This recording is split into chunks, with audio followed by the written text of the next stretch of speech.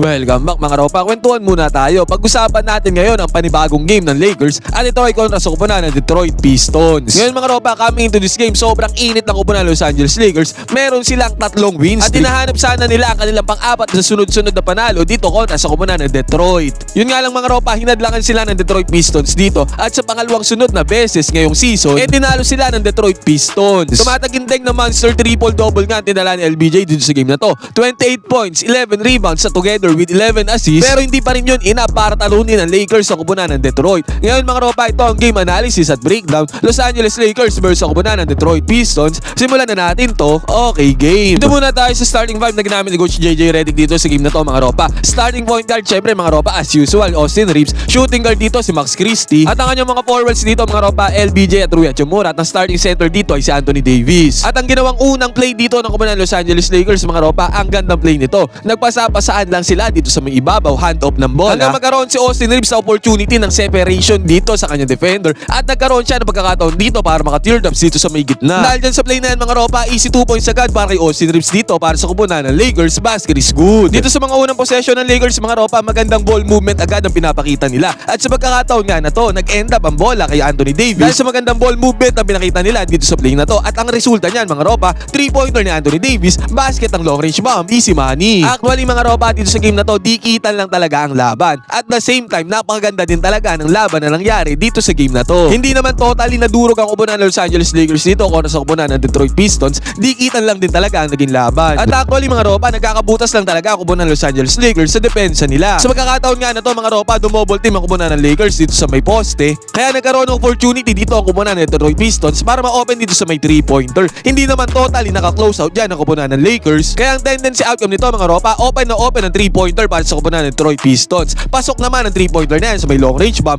Basket is good. At sabi ko nga mga ropa, ang gandang ball movement ang pinapakita ng Los Angeles Lakers dito sa may first quarter. Sa pagkakataon na to mga ropa, ang gandang pasa ang ginawa ni LBJ dito doon sa may ilalim. Kahit ang sikip ng depensa dyan ng kupunan ng Detroit Pistons mga ropa, naipasa pa rin niya ang bola doon sa may ilalim, sa may open. At dahil dyan mga ropa, easy 2 points agad ang kanalabasan dito para sa Lakers. Again, basket is good na naman sa kanila. Yun nga lang mga ropa, kung meron talagang nagpatalo dito para sa kupunan ng Lakers, ito na ang dahilan nun. Yung turnovers nila. Pagkakataon na to mga ropa, turnover ang ginawa dito ni Austin Reeves. At ang resulta niyan mga ropa, easy 2 points doon sa may pass break para sa kupunan ng Detroit Pistons. Take note mga ropa, dito sa game na to, tumataginting na 18 turnovers ang pinakawalan ng kupunan ng Los Angeles Lakers compared sa 12 turnovers lamang ng Detroit. At yung turnovers na yan mga ropa, na ikakapitalize naman yan ng Detroit Pistons. Nako-convert nila into points, katulad nga nitong easy pass break na to para sa kanila. Mataginting na triple-double nga ang tinala ni LBJ dito sa game na to mga ropa. At sa pagkakataon na to, tignan natin yung ginawa niya dito sa depensa ng kupunan ng Detroit. Hinama ni The King LBJ dito ang depensa ng kupunan ng Detroit Pistons mga ropa. Binangga-bangga niya doon sa may ilalim kahit dalawang defenders pa yan. Ang resulta niyan mga ropa, nakalusot agad si LBJ dyan sa depensa ng Pistons.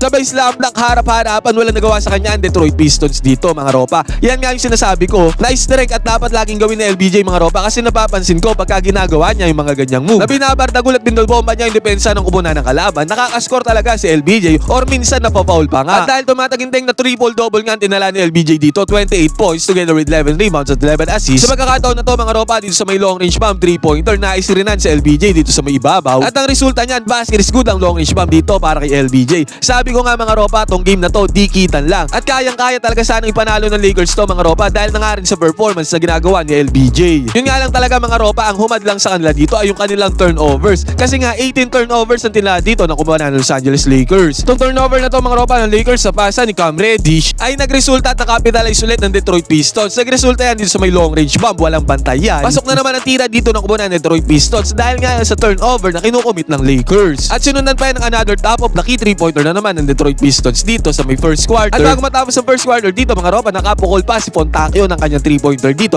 against sa depensa ni LeBron. Paboard ang tira sa may long range bomb ni Fontacchio mga ropa, easy 3 points agad para sa kupunan ng Detroit. Makikita natin dito na dikitan lang talaga ang laban dito sa dalawang kupunan at hindi naman nagtambakan ng dalawang kupunan na to. At sabi ko nga mga ropa, tumataginteng na 18 turnovers ang kinumit ng Los Angeles Lakers dito sa game na to. At sa pagkakataon na to mga ropa, again si Austin Reeves na naman ang nag-turnover at nagresulta na naman to sa easy 2 points sa kupunan ng Detroit Pistons mga ropa. Walang kahirap-hirap, nakaka-convert sila ng 2 points dito dahil nga sa turnover na kinukumit ng Lakers. Eto mga ropa, depensa ng kupunan ng Lakers dito at ang ganda depensa ang pinakita dito ng kupunan ng Los Angeles. Ang gandang help defense ang pinakita dito ni Anthony Davis para supalpalin ang tira dyan ng Detroit. Dahil dyan sa good defense yan mga ropa, nagkaroon ng pagkakataon dito ang Lakers para makuha ang bola sa possession possession nila. At sa possession nga na to ng Lakers mga ropa, si Austin Reeves ulit na nagmamando ng bola. Yun nga lang mga ropa, sayang yung good defense dito ni Anthony Davis dahil another turnover na naman ang kinumit dito ni Austin Reeves. Dito sa game na to mga ropa, maraming turnovers nga ang kinumit si Austin Reeves. Maalat siya dito sa game na to. At the same time, syempre, good defense din naman nilalaro ng Detroit Pistons against sa kanya. Bigyang credit natin ang depensa ng kupunan ng Detroit. Pero yung turnover niya ni Austin Reeves mga ropa, again, nagresulta na naman sa easy 2 points doon sa may kabila ng Detroit Pistons. Pero kahit na maraming turnovers ang kinumit ng Los Angeles Lakers dito mga ropa, still dikitan pa rin ang laban. 61-57 nga ang score dahil sa 3-pointer na to ni Austin Reeves. What if mga ropa kung hindi pa nga 18 turnovers ang kinumit ng Lakers dito, malamang sa malamang makukuha nila ang panalo. At dito mga ropa, third quarter, 5 minuto may pa natitira sa game. Pansinin natin, lumabas dito yung points of turnover ng dalawang kupunan. So far mga ropa, dito sa third quarter, 20 points na off turnover ang nakuha ng Detroit Pistons dito dahil sa turnover na kinukumit ng Lakers. Samantalang ang Lakers mga ropa, 2 points lang ang nakukuha nila dahil sa kinukumit na turnover sa kupunan ng Detroit Pistons. Kitang-kita natin yung difference dito mga ropa, ang laki. At sa sumunod na play mga ropa, screen ni Anthony Davis dito kay LBJ, hand off niya ng bola dito sa may long range bomb. Pasok ang tira ng 3-pointer dito ni LBJ, basket is good. At ito na naman mga ropa, another turnover na naman ang kinumit ng Lakers dito. At nagresulta na naman yan, again, pass break na naman ang kupunan ng Detroit Pistons. Walang kahirap-hirap mga ropa, nakakakuha ng easy 2 points sa kupunan ng Detroit dahil nga sa turnover ng Lakers, basket is good. At syempre mga ropa, ang another burden dito para sa kupunan ng Lakers ang nagpahirap sa kanila ay ang 3-point shooting din ng kupunan ng Detroit. Pasok ang tira dito sa may 3-point area, top of the key, kahit well defended siya ni Rui Hachimura dyan. Basket is good ang long range bomb para sa kupunan ng Detroit Pistons, easy money. At ito ba mga ropa, another one dito na sa fourth quarter. Si D'Lo naman at turnover dito sa pasa niya kay LBJ. At again mga ropa, kinapitalize sa kupunan ng Detroit Pistons ang bawat turnovers na pinibigay sa kanila ng Lakers. At sinundan pa yan ang atake dito ng Detroit Pistons mga ropa. Eto, tatanungin ko kayo dito,